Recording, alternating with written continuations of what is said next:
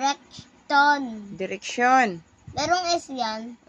Pagka may S yan, directions yan. Direction nga eh. Direction. O, direction. direction. Draw one. Explain. Example of shape. Each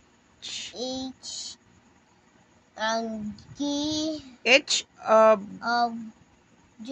group. Tingnan mo kasi. Oh.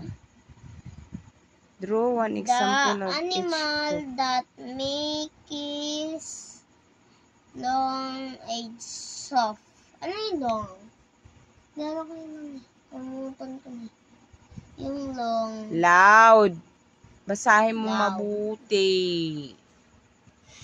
Ayan, oh. Basahin mo mabuti. Loud and soft. Oh. Anong sasagot mo?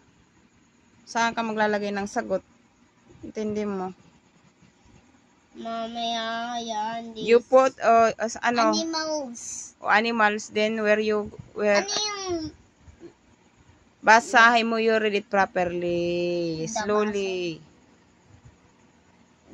ayun na.